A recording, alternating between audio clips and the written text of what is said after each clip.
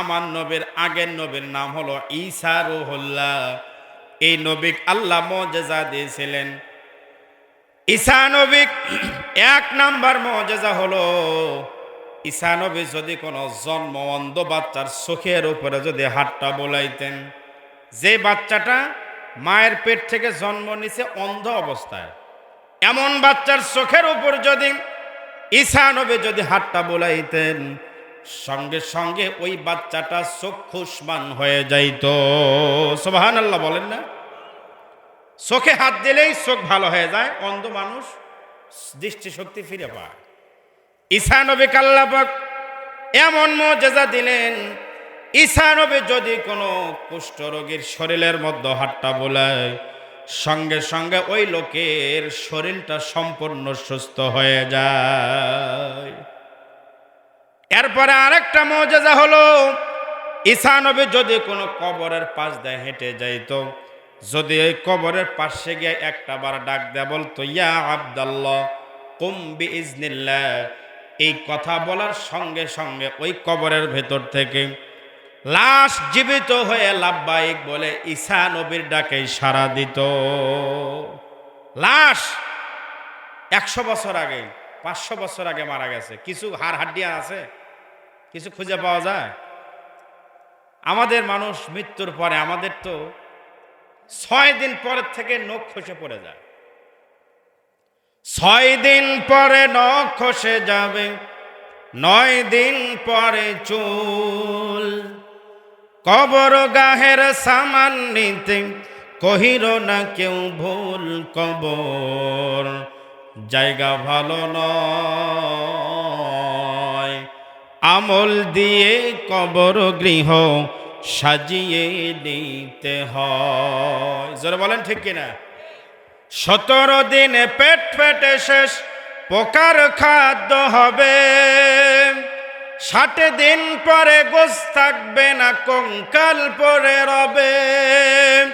90 দিনে হাড়গুলি সব, 90 দিনে হাড়গুলি সব আলাদা হয়ে রয়, কবর জায়গা ভালো নয়, আমল দিয়ে কবর গৃহ সাজিয়ে নিতে হয়। জোরে বলেন মারহাবা। কবর কি দিয়ে সাজাবেন? আমল দিয়ে। কি দিয়ে সাজাবেন? ঈসা নবী যেই মাত্র কবরের পাশে গিয়া ডাক দিত, ইয়া আব্দাল্লাহ কুম বিইজনিল্লাহ, 100 বছর আগে যে লাশটা দাফন করা হয়েছে, এমন লাশও কবরের ভেতর থেকে জীবিত হয়ে লাব্বাইক বলে সাড়া দিত। আল্লাহু আকবার বলে। একদিন উনি একটা কবরের পাশে গিয়ে ডাক দিচ্ছেন, ইয়া আব্দাল্লাহ কুম বিইজনিল্লাহ। ওই কবরের মধ্যে যাকে দাফন করা হয়েছিল, আমরা সবাই নাম শুনেছি, হযরত নূহ আলাইহিস সালাম। নাম শুনছেন তো? নূহ আলাইহিস সালামের ছেলে ছিল কয়টা? 4টে ছেলে। কয়টা ছেলে? হাম, সাম, ইয়াফিস, আরেকজনের নাম ছিল কেনান। কেনান ছিল কাফের। আর যে 3টা ছিল এগুলো মুসলমান ছিল, তারা ইমানদার ছিল। তো কবরের পাশে গিয়ে ডাক দিছে, নূহ আলাইহিস সালামের একটা ছেলের কবরের পাশে গিয়ে। তো ডাক দেওয়ার সাথে সাথেই নূহ আলাইহিস সালামের ছেলে কবর থেকে জীবিত হয়ে ঈসা আলাইহিস সালামের ডাকে লাব্বাইক বলে সাড়া দিছে। আল্লাহু আকবার বলে। ঈসা আলাইহিস সালাম তাকায় দেখেন নূহ আলাইহিস সালামের ছেলের চুলও সাদা, দাড়িও সাদা। তখন উনি জিজ্ঞেস করছে, কি ব্যাপার, আপনার চুল দাড়ি সাদা কেন? আপনাদের প্রশ্ন হতে পারে, হুজুর চুল দাড়ি তো বয়স হলে সাদাই হয়, কি বলেন আপনারা? আমার তো মনে হয় বয়স হওয়ার পরে সাধারণত মানুষের চুল দাড়ি পাকা, এটাই কিন্তু স্বাভাবিক। তবে কিছু কিছু মানুষ আছে দেখবেন, যতই বয়স হোক এরকম আমার বোঝা যায় না, এরা দিন যত যায় তত চ্যাংড়া হয়। এরকম কিছু লোক আছে না? নাই? আমাদের বক্তাদের মধ্যে একজন আছে, আমাদের বাংলাদেশের একজন বক্তা সবাই চেনে, তারেক মনোয়ার। আল্লামা তারেক মনোয়ার নাম শোনেননি? কোন আমল থেকে দেখতেছি পারে, কিন্তু দাড়ি পাকে না। এর ভিতরে কোনো রহস্য থাকলেও থাকতে পারে। তো কথা হলো, আমাদের যিনি জাতির পিতা, আমাদের জাতির পিতার নাম কি? বঙ্গবন্ধু।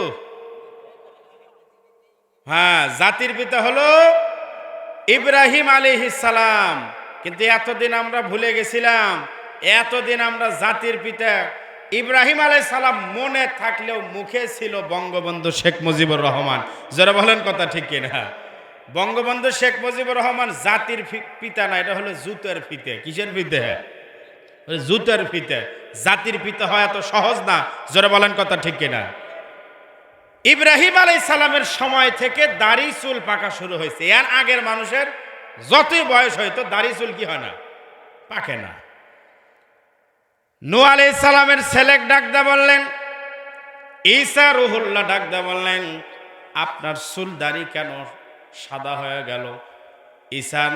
ঈসা নবীর এই প্রশ্ন শোনার পর নূহ আলাইহিস সালামের ছেলে ডাকদা বলল, আপনি যখন আমাকে কবর থেকে আমাকে জীবিত করেছেন, ওই সময় আমি মনে করেছি এখন মনে হয় হাসরের ময়দান কায়েম হয়ে গেছে, আল্লাহর সামনে যাওয়া লাগবে। আমি এই চিন্তা করেছি আল্লাহর সামনে কি নিয়ে যাব। এমন তো কোনো আমল করি নাই যে আমল নিয়ে আল্লাহর সামনে দাঁড়াইতে পারবো। এই চিন্তা করার কারণে আমার কাঁচা কাঁচা দাড়ি চুলগুলো পেকে গেছে। এত ভয়। সম্মানিত ভাইরা আমার, আমি যে আলোচনা আপনাদেরকে বোঝানোর জন্য, তাহলে বোঝা গেল মুসা নবীও নাই, লাঠিও নাই, ঈসা নবীও চলে গেল। আজ পর্যন্ত কেউ চোখে হাত দিছে আর চোখ ভালো হয়েছে এমন ঘটনা আছে? ঈসা নবীর পরে কবর থেকে লাশ জীবিত করতে কেউ পারছে? কবরের কাছে গিয়ে ডাক দিছে আর কবরে লাশ জীবিত হয়ে লাভবাহিক বলে সারা দিছে, এই ঘটনা আছে? তাহলে বোঝা গেল ঈসা নবীও চলে গেল, মুজিজাও সঙ্গে সঙ্গে বিদায় নিয়ে চলে গেল। আমার আপনার নবীর মুজিজা কি ছিল?